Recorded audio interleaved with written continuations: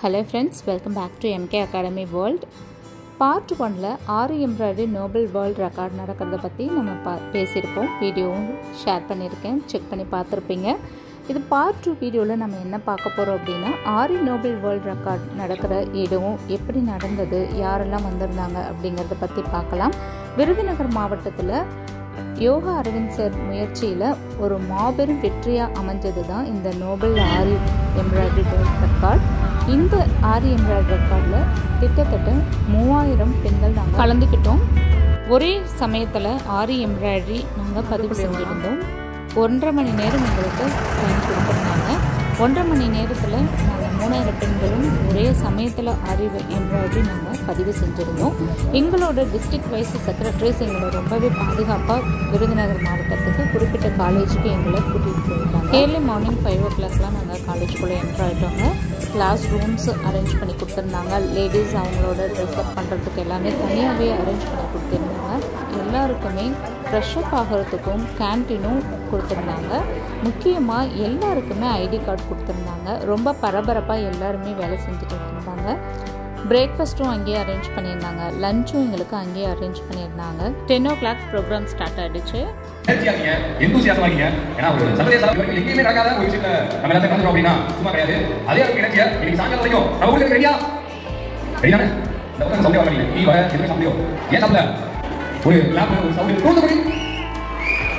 அதே ரிசோட தூத்துக்குடியில் இருக்கிற வாலண்டியர்ஸ் எல்லாம் அப்படிங்கிறது வாலண்டியர்ஸ் கேட்கிறாங்க.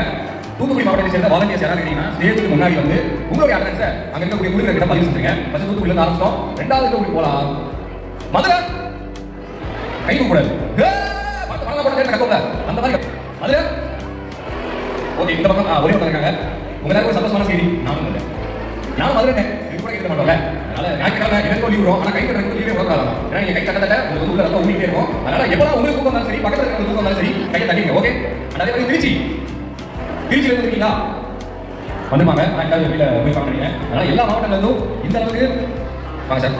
சார் உங்களுக்கு இடம் இல்லை சார், கொஞ்சம் வாக்கியா இருக்கு. ஏன் சார் உங்கள் சரி ஒரே மாதிரி இருக்கா?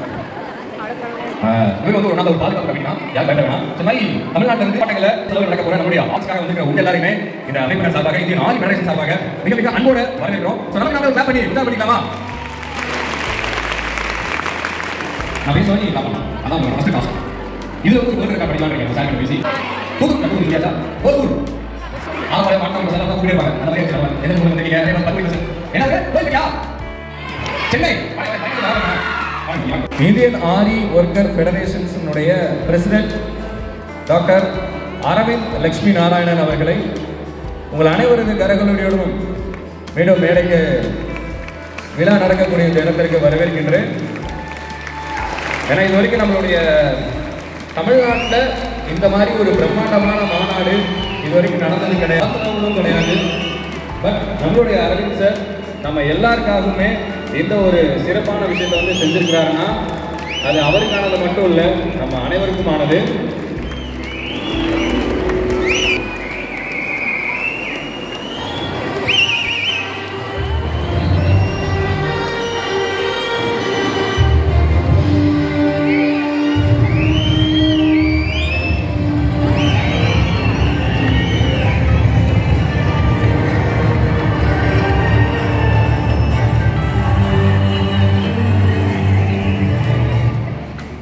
Sir welcome sir.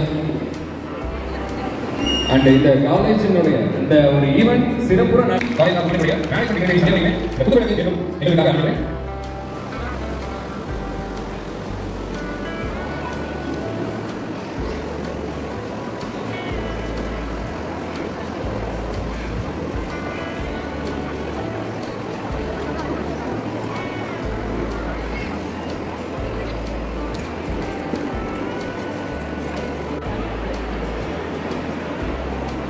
And Noble world ரெக்கார்ட்ஸுடைய அட்ஜுடிகேட்டர் திருமதி லாவண்யா மேடம் அவர்களையுமே மேடை கலைக்கின்றோம் இந்த குத்துவிளக்கு ஏற்றும் நிகழ்விற்காக.